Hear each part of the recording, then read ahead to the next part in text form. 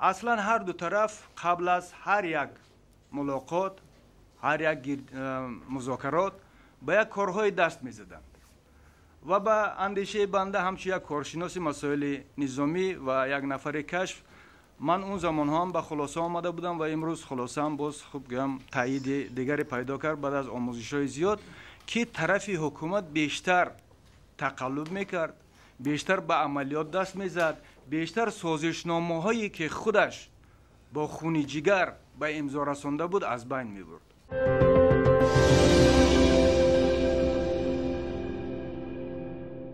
در مورد عامل‌های بیرونه، سال 1992 وقتی سیسی 16 شورای عالی برگزار شد در شهر خوجند، خب هر دو طرف به هم آمدن، پرچم بوسیدن، آشی آشتی خوردن.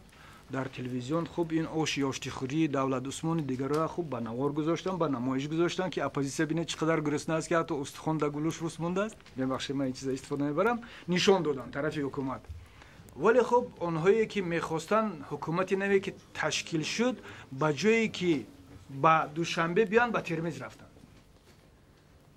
خب سیاست تحت نظارت قطعی خب SNB یا که خدمات امنیتی ازبکستان میگذشت و اونها هم اداره میکردن. وقتی ترمیز رفتن سوار تانک و توپ و خب ارتش ازبکستان و روسیه و دیگرها شدن اومدن تاجیکستان و زمانی که دوشنبه در اومدن اگر تا سیسیه اگر 150 200 یا که بگذار 500 نفر کشته شده باشد، اوج خونریزی ها بعد از در اومدن فرانت خلقی و به نام حکومت کنستیتوسیونی با دوشنبه شروع شد.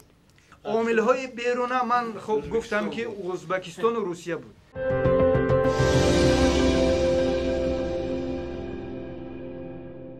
خوب شد که در این میان ملاقات خوسده با وقوع پیوست.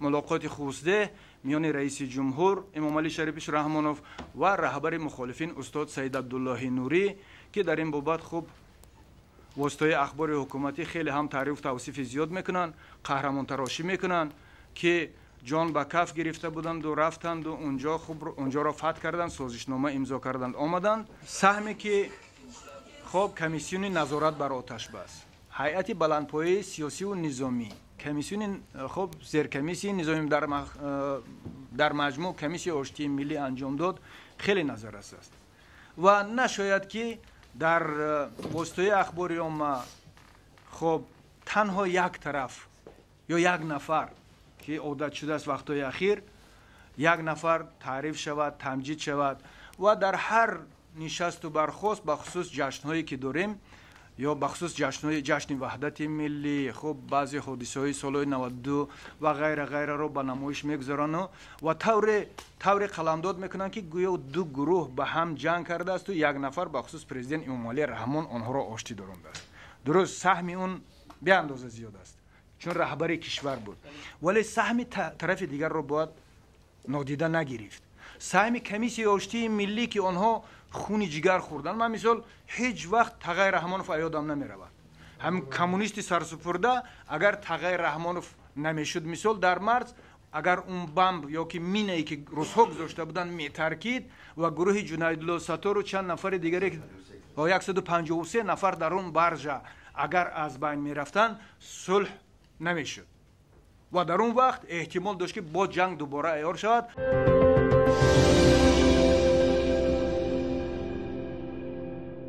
اگر منفیت ابرقدرت‌های منطقوی و ابرقدرت‌های جهانی مثل روسیه و جمهوری اسلامی ایران خب ضعف حکومت ربانی و مسعود و خب منطقه اگر به هم نمی آمد منفیت‌ها، ما صلح کردنمون امر محال بود. هرچند خیرد ازلی میگیم، هرچند میگیم که تاجیکان خیلی خب مردمی خب با فرهنگ و دارای تاریخ فلان افتخار داریم، ولی افتخارمان پوچ، رسیدنمون امر محال بود. ولی خدا را شکر که هر دو طرف خواهان صلح بود، خدا را شکر که خب کشورها به هم آمدن و ما صلح کردیم.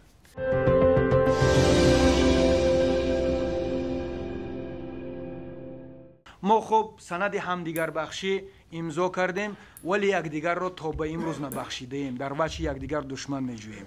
ما قانون عفو عمومی امضا کردیم ولی عفو عمومی صورت نگرفت.